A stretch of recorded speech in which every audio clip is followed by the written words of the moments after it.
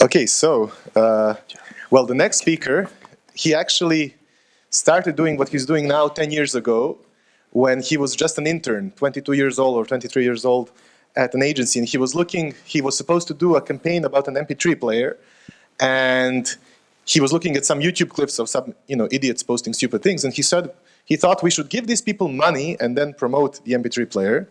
And that's how possibly the first influencer activation, the first influencer campaign happened ever. And it was a success, but he had trouble explaining to everybody else what he actually did. And 10 years later, he is on the list of Forbes 30 under 30 in marketing and advertising. He's a top expert on YouTube influencers and digital video. And he still has challenges talking with some brands and explaining how powerful influencers are. And he thinks that in Serbia we also have a huge opportunity to use influencers more. So how do we actually work with them? How powerful are influencers? We'll hear from Brendan Gahan from Epic Signal.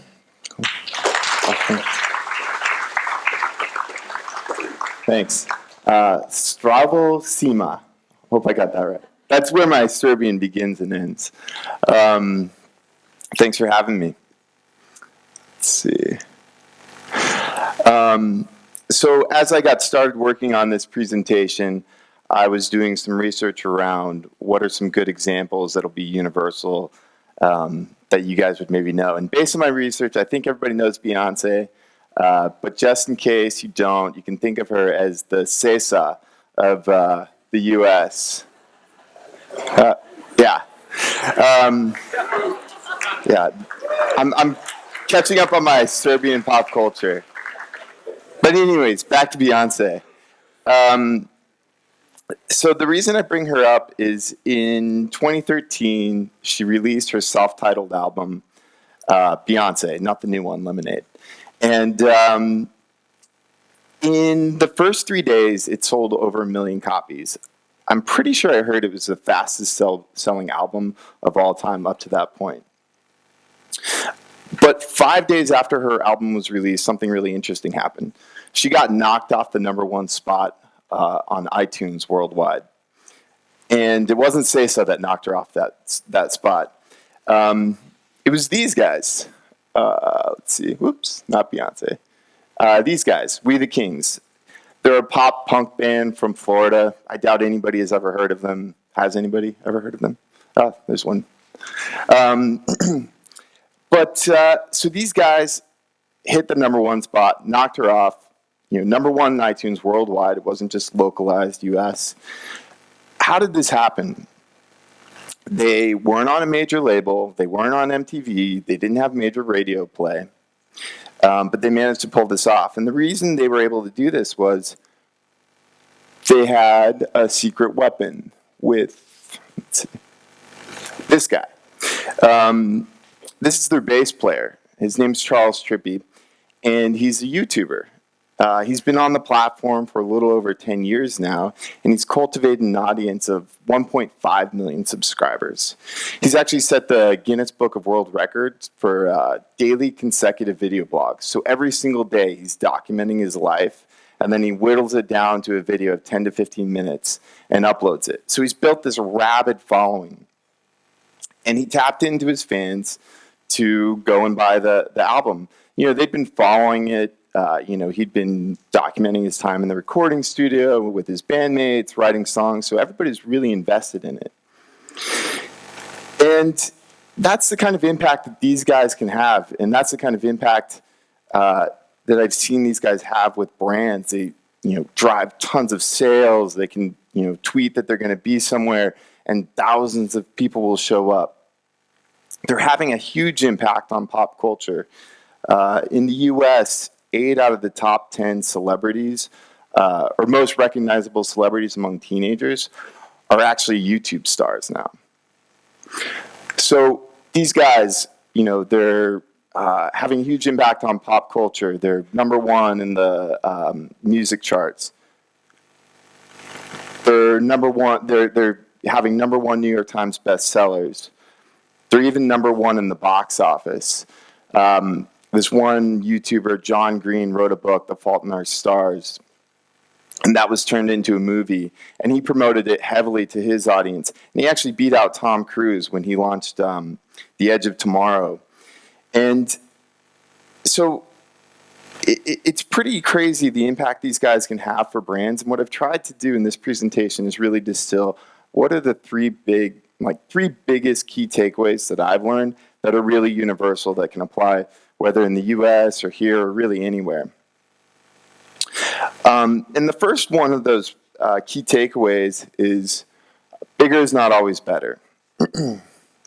And a great example that I like to bring up is this campaign I did with this brand, Jack Link's Beef Jerky. I don't know if they have it here, but it's a really popular beef jerky brand in the States. It's the number one beef jerky brand. And we started working with them last year, and they came to us, and they'd never worked with influencers before. And that's still really common, even though this is becoming a pretty big industry. Not every single brand has worked with YouTubers and Instagrammers and so on. And what we proposed to them was, hey, let's get 3 popular YouTubers who do prank videos, and actually incorporate them into the TV spots. So give them a cameo in the TV spots. It'll be fun for them. They'll get excited. They'll get to know the brand. And they were on board with that. So what we did was we flew these guys out to where we were doing the shoot out in South Africa. They spent 3 days on set. They got to meet the brand managers. They got to learn all about the campaign, work with the creatives. And at the end of it, they walked away with this awesome experience. They knew the brand. They were super excited. And then we went off and had them go create their own content to distribute to their own channels.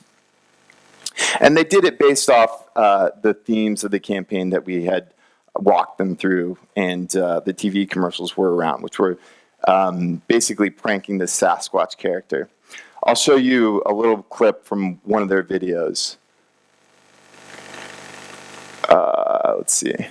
So this is, I'll just show a piece of this, but this is one of the influencer videos. Oops, I jumped ahead.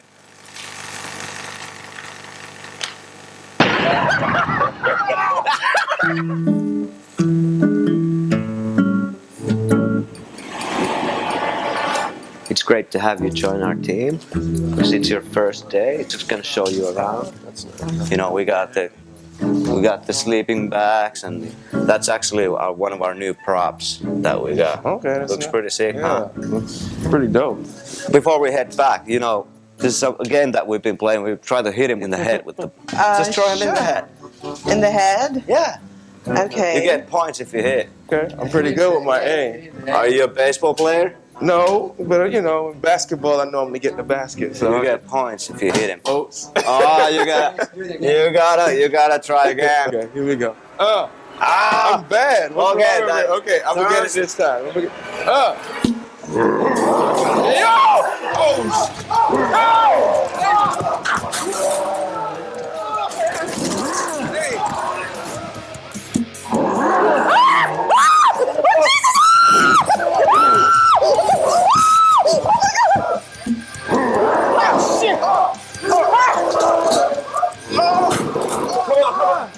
Chill out. Hey.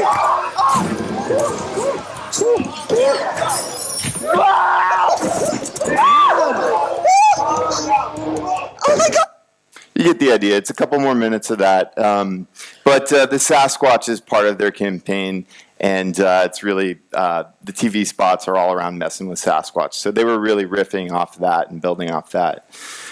And the results were really impressive.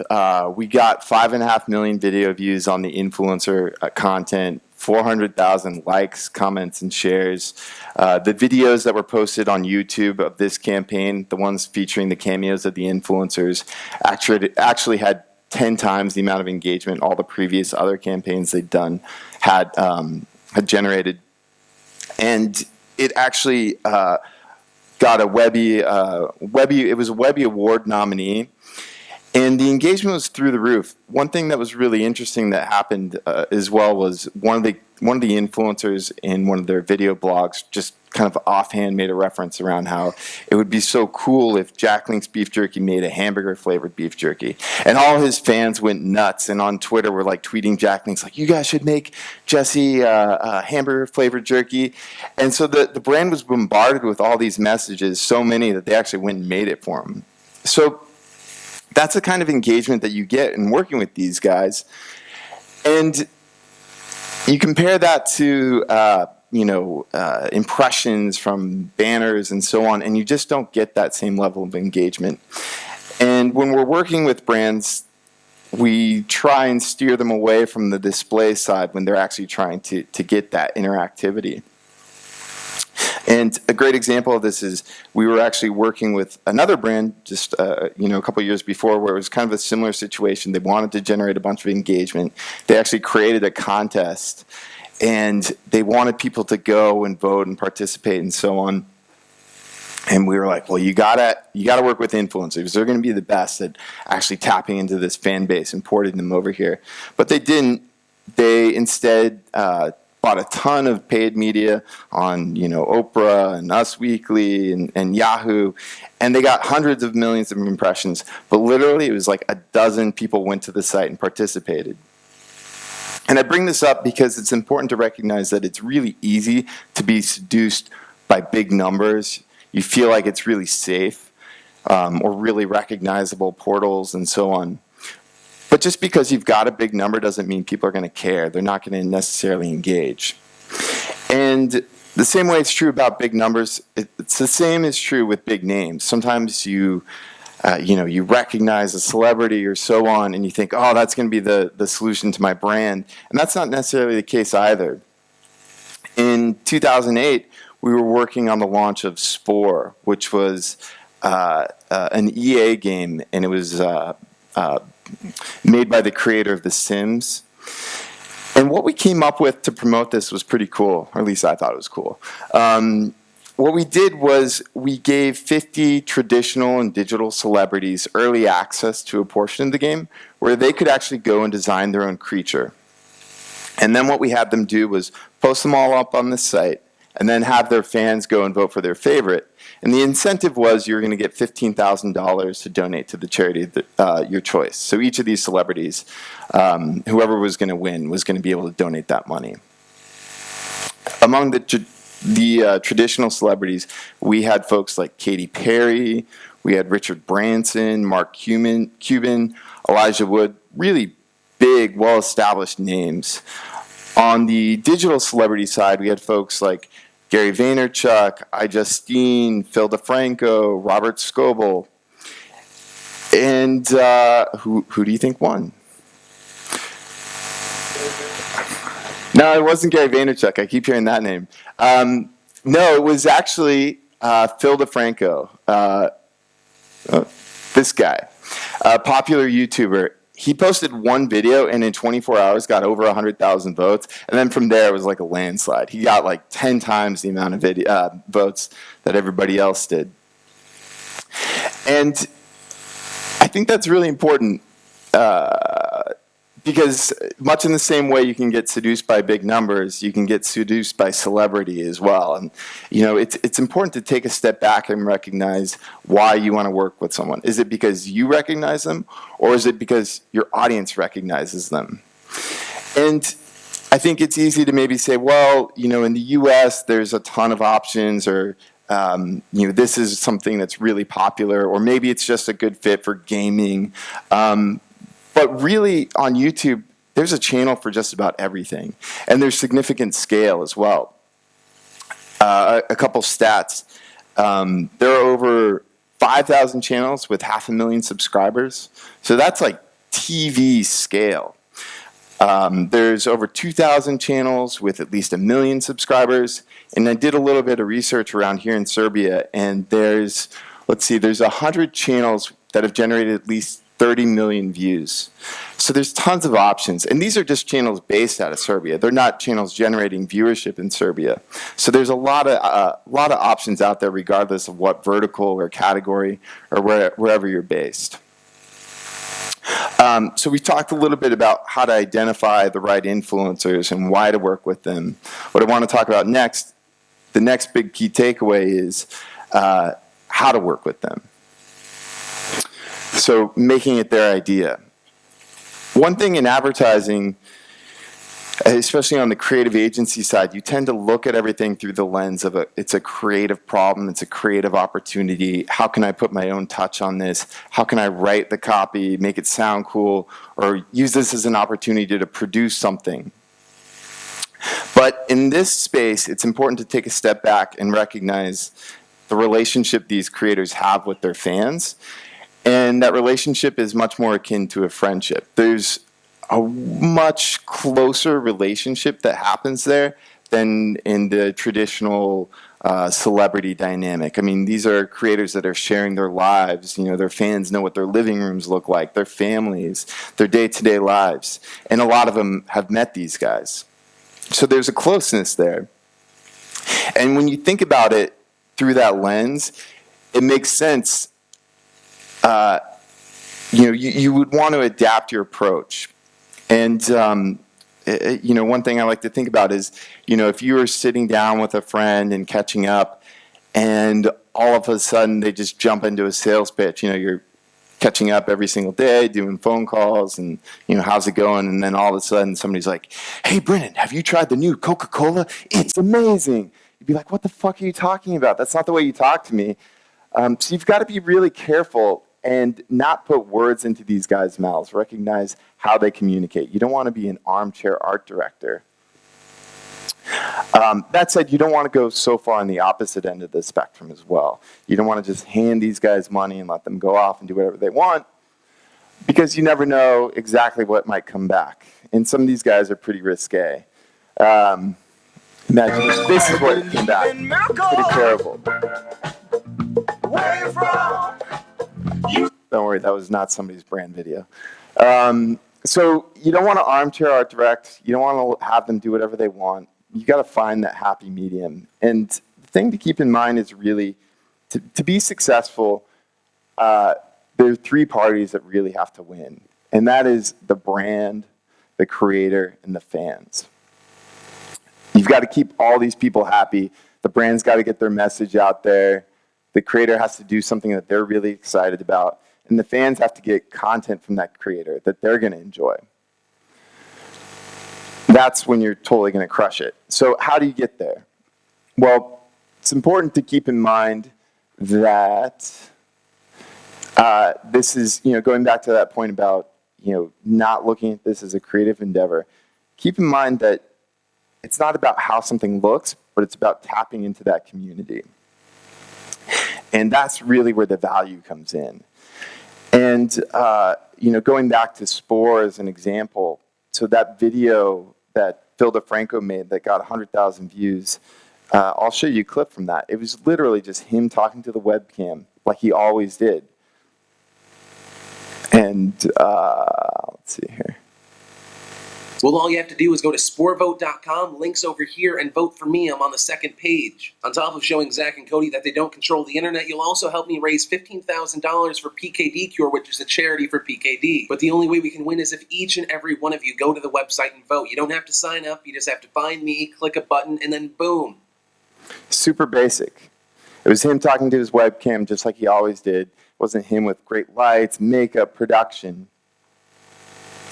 And that's the best way to tap into these guys. And one thing that you'll notice with both the Spore example as well as the Jack Links example, and in the next case study I'm going to show, is we provided unique experiences for them, for the creators that's going to get them excited, so they can go back to their fans with something new and different. So for example, with Jack Links, the guys got to go be in a TV commercial. They got to experience that. They got to be on set. That was something they were genuinely excited about. It was also an opportunity for us to educate them. So they walked away having a great time, but they learned all about the brand in the process. With Spore, these guys got early access to something. These guys were all gamers. They loved that insider perspective. So it was something they could really get excited about. And that's really key. And that's more important than money, especially as this is becoming bigger and bigger business. So to recap, we've talked, how do we find the right creators, why they're appropriate, how to work with them. What I want to cover next, the third key takeaway is creating a moment in time. Let's see. So how do you cut through the clutter? We're bombarded by advertising every single day. There's 30 trillion Google AdWord impressions being served every single day. There's 300 million tweets being posted. 351 million Facebook status updates. That's not including, pictures and comments and God knows what else. I mean, you're just being bombarded. 400 hours of YouTube content being uploaded every single minute. It's insane. I know when I'm looking at my Facebook and Twitter feed, 90% of it I just gloss right over. And it takes multiple postings by friends for me to even decide to click on an article or a video. There's just way too much stuff. So to that point, an analogy I like to think about is your news feed, or your Facebook feed, your Twitter feed. They're kind of like a crowded city street. And if you're walking through the street, you're kind of paying attention to the people around you, but you're not really interacting with them. But you might stop and look up if the entire street, everybody on the street stopped and pointed. You would do the same. It's that social reinforcement. You'd be curious. And you kind of want to do the same thing in social. And you really kick off this snowball effect as a result. And I'm going to show you a case study of where I think we did a good job of this. Let's see.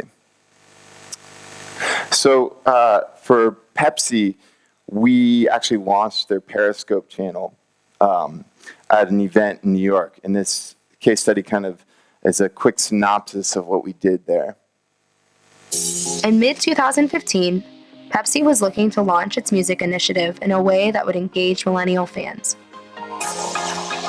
Epic Signal was tasked with finding a solution.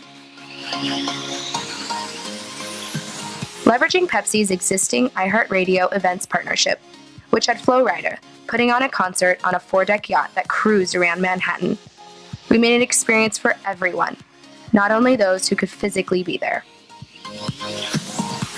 To accomplish this, we leveraged Periscope, which allows anyone with a mobile device to live stream in real time. While still in its infancy, Epic Signal saw its potential for an innovative, first-ever social video activation, and to make Flo Rida's concert more than just a show, but an impactful digital event. To drive mass awareness, we tapped some of the fastest-growing digital music influencers to help drive excitement. We recruited Viners like Rajiv Dahl, Tanner Patrick, Eric Dunn, Anna Clendening, and Tiffany Alvord to create content driving to Pepsi's brand new Periscope channel. The results. By tapping these influencers, we built up anticipation for the event and drove mass viewership in real time among millennials. This resulted in over 5 million Vine loops, over 20,000 event-related mentions on Twitter, over 7,000 new followers for Pepsi on Periscope, over 35,000 hearts and comments within the Periscope livestream. There was even so much to tune into that the livestream actually hit capacity, serving the "sorry, the broadcast is too full" message. With the perfect mix of emerging technologies and digital celebrities, Epic Signal was able to launch Pepsi's initiative to music fans across the country and drive massive positive sentiment towards the brand. One thing this case study doesn't go into in too much detail is kind of how we rolled out that promotion, and we had it all really focused around the hours leading up to this event. So we didn't spread it out over a week or 2 weeks beforehand. We literally had these Viners do all their tweets and Vines in the 2 hours leading up to this live broadcast. And this case study really brings in all three elements that I've been talking about. We identified creators who were up-and-coming musicians. We didn't just go get the biggest guys, but musicians that love this music. What was the other thing? Yeah, so we got musicians that. Oh yeah. Sorry, I'm totally lost my train of thought there. Still a little jet lagged. The other thing we did was we actually got them really, really involved. So they didn't just create some content and say, "Hey guys, go check this out." We actually had them host the Periscope. So they were there on the boat, acting as hosts, passing the stream off to each other. Live and at the concert. So they were genuinely excited, and as a result, their fans loved it, and they were doing more promotion than they were being paid to do. And then, of course, we had all the promotion focused around this, core period of time, and that kicked off this snowball effect that actually led to the Periscope being shut down. We got so many people driving to it, and it's important when thinking about the rolling out and promotion of things that you don't think in terms of campaign.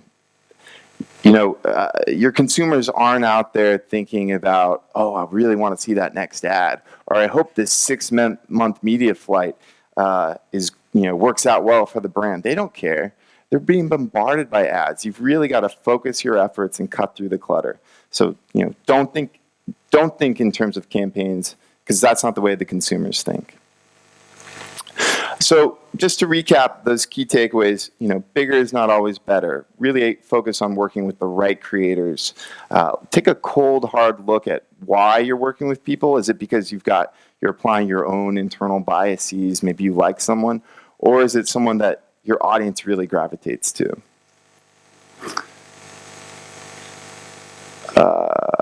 Make it their idea. Get the creators really involved. What are some exclusives or events or unique experiences that you can create for these guys so you can both educate and entertain them? It's a little bit of that candy with the medicine. You want them to be genuinely excited, so they go back to their audience, and their audience understands what they're talking about and gets excited as well. And then lastly, create a moment in time. You really want to focus your efforts because it's a crowded space out there. People are getting a lot of messages. So try and create this echo chamber where on this day, wherever these guys look, they see your brand and your content. But, really it's not just about YouTube. YouTube is a decade old. There's playbooks out there for it. I think YouTube has created, they're on version 6 of literally a how-to document for YouTube. But with YouTube being over a decade old, it's important to recognize that, hey, if you're not here, how are you going to be ready for the next thing and the next thing? It's important to try, test, learn, and evolve to set yourself up for success in the long run. Thank you.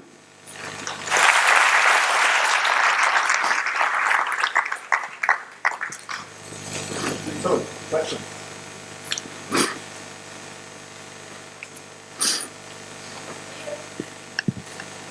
There's one. Hello. Oh. Okay. Milos, over here. Doesn't matter. Milos, I would He's like. there. I can. Where? I would. Oh, okay. Sorry, though. I would like to ask you, what is your favorite campaign that you worked on? I think my favorite campaign that I worked on was, we were talking about this last night. I worked on The Rise of the Planet of the Apes, the reboot of that movie a couple years ago. And that was cool because we got to bring in so many different elements. We created viral videos, and one of which did really, really well. It got over 35 million views, and that year it was the second most viewed ad. Actually, I think it was the second most viewed of all time up to that point.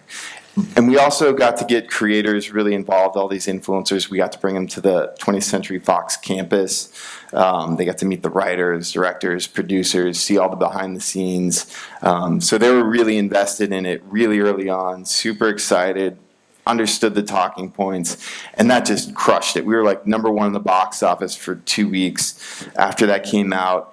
And the studios do tons of exit surveys, and some obscene number of people had come because they'd seen one of the videos that we'd created, and so the studio was super pumped. That was probably my favorite one.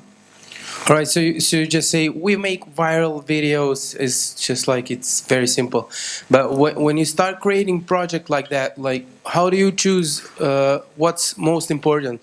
Like always new things. Always you have to create viral videos. You have to go display ads. You have to go this. You have to do that during project. How do you make what's the most important? Like where do you what's your focus gonna be? Or Yeah, no, that's tough. I mean, I think it always starts with backing into the brand goals. What are they trying to achieve, and how open to risk are they? Because, yeah, I mean, I throw out viral video. I mean, the viral videos, it's like it could have just as easily gone nowhere. You know, there's an element of risk there. So really, I think identifying the brand goals and just really backing into that with a smart strategy. And some brands are more risk averse than others, and you've got to keep that into account. all right, thank you. Hi, Brendan. Here on the balcony. Doesn't matter. So, Here I am. Just to ask, the end you mentioned, what's next? oh yeah, it's a good question.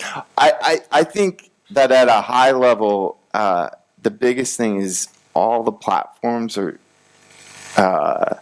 evolving towards video. I know Mark Zuckerberg had a quote, I think last year at the F8 conference or something, that 90% of Facebook was going to be video in 5 years or something like that. And you've seen it across the board. Tumblr added video, Twitter added video, Facebook has been pushing video.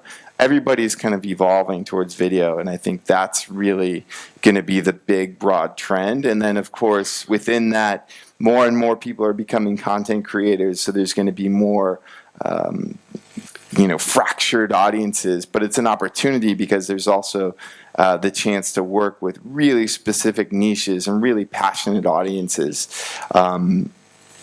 So it's going to be extremely challenging, but exciting as well. Yeah. I have a question regarding the Pepsi commercial. For example, how did you decide to choose wine influencers? Because there is a significant amount of people, very, let's say, of influencers in musically. So, for example, why didn't you choose maybe that audience for?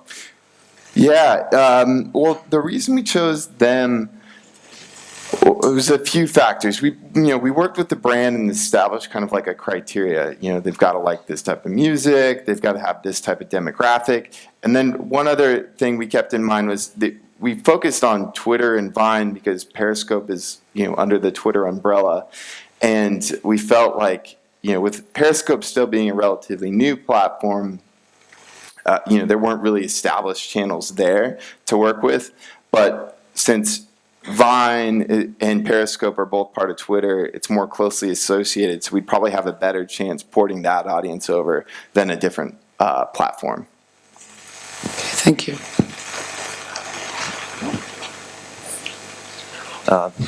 Hello, can you hear me? Mm-hmm. Yeah, I'm on the balcony. I have no idea where you are, though. Yeah, I'm on the balcony. Okay. I have a question. How do you set the KPIs for the new things that you're doing? How do you set KPIs? That's a good question. I mean, I think typically the brands come to you with specific goals, and it's up to us to back into those. Or I guess, actually, let me rephrase that. They come to us with goals.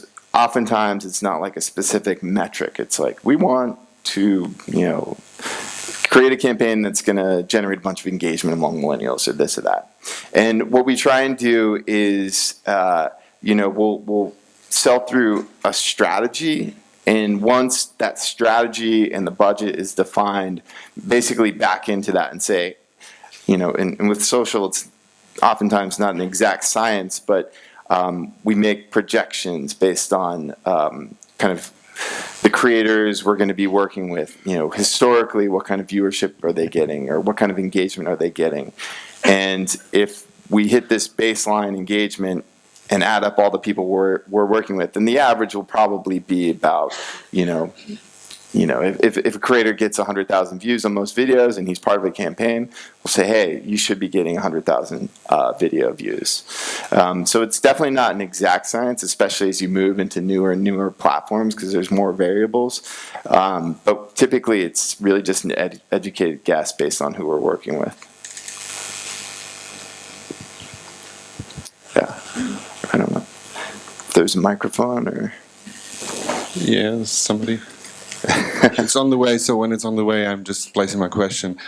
You showed us some outstanding work, of course, but the reality for us, actually, and I'm from Poland, so in Poland as well, is that we don't get our guys flew to South Africa. We don't get our guys to be on a set behind the scenes, and all the kind of budget questions we have in Central Eastern Europe is to totally different world than it appears here. Yeah. So, but I think you also probably got clients like that. So much more interesting for me is how you deal with those clients, where you have a little budget and you want to have an outcome. If I got a big budget, it's much easier, but I don't. Yeah, I mean, that's a great point. Not every brand has a ton of money. And to a certain extent, though, sometimes money doesn't necessarily work to your advantage because it can kind of support lazy thinking. And if you have less dollars, you get a little bit more creative. But I think at the core, it's really all about adding value. If you're working with some of these influencers, for example, it's how can you add value to them? And that doesn't have to be some crazy extravagant experience, but if you've got a brand that's relevant to them and they should be working together, there's got to be something that brand can provide that's going to be some exclusive. I mean, if it's let's say you're working with a beer brand, for example, maybe it's just a tour of the facilities, nothing fancy, just like, hey, this is how it's made. If the guy really is relevant to the brand, that'd be the type of thing he'd geek out on, be like, oh, I've never seen this before. So getting some sort of exclusive event or information even so that they have something they can bring to their audience that's unique is really what it boils down to. And it doesn't have to be anything fancy. I mean, we've done tons of stuff that hasn't been fancy. So, providing something that's valuable in the form of like information or an event behind the scenes and so on is really great. And then I think also just the building a personal relationship helps a lot. Oftentimes it's so easy to just work with these guys over email and you just like send a brief and like, yeah, shoot a video, come back to me with, when you're done. But, dealing with somebody face to face whenever possible helps a lot because then the whole dynamic changes and you're like a real person and like they kind of feel indebted to you. I think that's true with really anything in kind of the new digital work environment. When you can get off email and do a phone call or even better, meet in person, the dynamic changes and people work so much better together. Hey, Brandon, from the balcony. Hello. Yeah. I'm Milena, an Internet Academy student, and I want to ask you, what do you think about putting up a video on website, like 15 seconds short, or putting a photo slider? What do you think that is better? 15-second video or photos? Versus photo slider. What do you think that it could be more engaging? Because I think that video, it's not so popular for now, but I believe that it's going to be. So what do you think about that? That's a good question. I think it depends on the brand. So the question was, what would work better, short video or photos? It really depends on the audience you're trying to reach. I mean, Imgur, I don't know if you guys are familiar with Imgur. It's the popular photo sharing site that most of the stuff from Reddit gets posted to. That site is huge. And some brands have done a phenomenal job there. And it's great for reaching, I would say, probably more younger guys who are a bit tech savvy. And for them, that's perfect. For someone else, a 15-second video might be appropriate. So I think it really depends on who you're trying to reach and what your objective is, and then backing into that. Okay, thanks. Yeah. Finally, I have a word. Sorry. Okay, I wanted to tell you three things. The first one is that I absolutely agree that money can make you lazy. Probably especially because I don't have that much money to invest, so I focus on organic. The second thing I wanted to ask you, is this presentation going to be available on IAB website? Because I've listened to you, but it helps when I see the presentation because I don't write stuff down right away. Yeah, I don't know if it'll be up, but I think I might have a version of this on my blog. But I'll either post it or send it to them and they can post it. So yeah, I mean, my blog is up there. There might be a version of this up there, but if not, check in a few days and I'll have it up. Okay, the third thing I wanted to, it's an actual question regarding the first campaign you talked about, the Sasquatch. How did you come up with the actual Sasquatch to promote the brand? Because in Serbia, they've done a similar thing, only I think it was orangutan. I'm not sure. Yeah. I don't know ape species all that well. But it promoted a juice brand, and it went really well. So what was the basic idea? How did you decide to use the ape? Yeah, the Sasquatch has been their mascot for years and years and years. We didn't actually come up with that, but the insight behind why they use that is they have this line, "Feed your wild side," and that's really how everything that the brand creates kind of falls under is "Feed your wild side." So that's really the insight that it stems from, and that brand has had that as their mascot for probably 10 or 15 years. So you just revived the old mascot and Yeah, and they've been doing that Messing with Sasquatch campaign for a while. Okay, thank you very much. Yeah, no worries. There's another one, Relia. Yeah. Hello, Brandon. I'm Marco. I want to ask you, would you separate influencers from YouTube to influencers from other communicate channels like Facebook and stuff in age separating? For example, my nephew is 11-year-old and he doesn't know who is Ceca or some other guy, Miroslav Ilic, but he can tell you, I think, 10 names in second most top YouTubers in Serbia. And I also think it's a little bit of age limit. If you want to go to Facebook, you need to have at least, how many, 12, 13? So this, how we call it, Z generation from 2000, I think it will be really good in 5 years from now for YouTube influencer, but because they are used to on YouTubers, they are the stars for them now. Yeah. Would you separate, the age, what you're going to communicate with age, from different channels? Yeah, I mean, it definitely...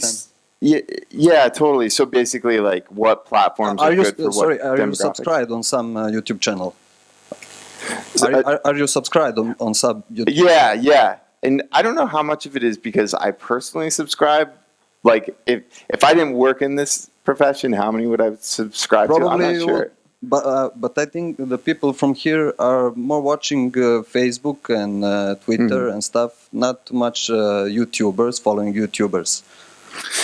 Well, I think it seems to be changing, though. One thing, so it definitely skews very young. YouTube as a whole skews really young. You go to the meetups and stuff, and it'll be a lot of teenagers. But it's actually changing pretty quickly. I went to YouTube Brandcast, their kind of advertising summit a couple weeks ago.